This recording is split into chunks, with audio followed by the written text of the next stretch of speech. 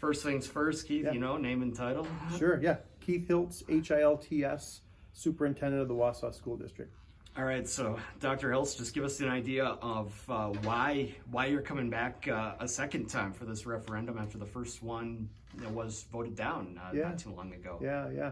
So we're coming back because we went out to more of a grassroots information campaign. We went to our PTOs, we went to some community leaders and said, hey, why do you think this thing failed, and what would you want to see in it? What would need to be different in order for people to support it? And frankly, what we heard was people really kind of liked the plan. They were angry, some of them. Some thought the dollar amount was too much.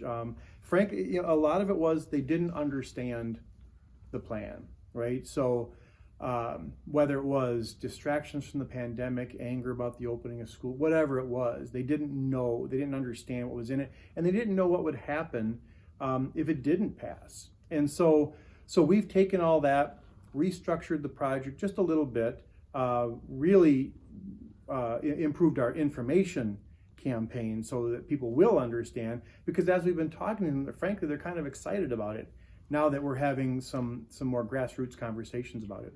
So then what do you think then, at least on the building side of it, are the two or three biggest points that people need to know about this, besides the whole, every building or nearly every building is going to get some sort of a facelift from it? Absolutely, yeah.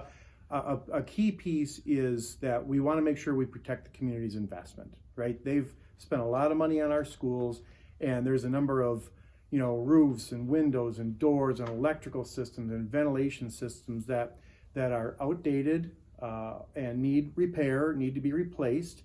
And so about a third of the entire project is just protecting the community's investment, about 50 million on just deferred maintenance, things that we can't do within our existing budgets.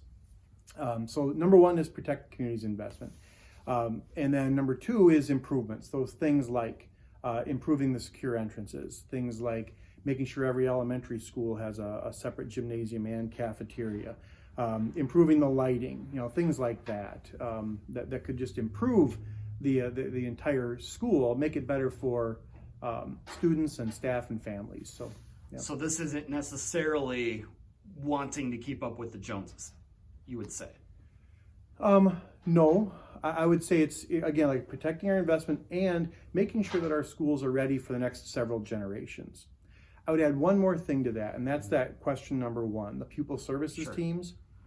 Ever since I got here, the message I hear from families and from staff and from employers is, what can you do to make sure that all students get the support they need, whether they're struggling students or gifted students? How do you make sure they get what they need? And these 36 new pupil services staff, we think that is our key strategic action to make sure that we're better able to do that. Then if you were, and maybe this is something you haven't thought out yet, but say this doesn't go through, how many years would it take you to get through some of those building maintenance projects? Or I guess maybe even Bob's run the numbers on those. Wow. With our normal operational budget?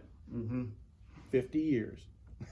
More than that. Literally. We have $1 million every single year for our capital improvement plan. So $1 million per year for all of our capital improvements.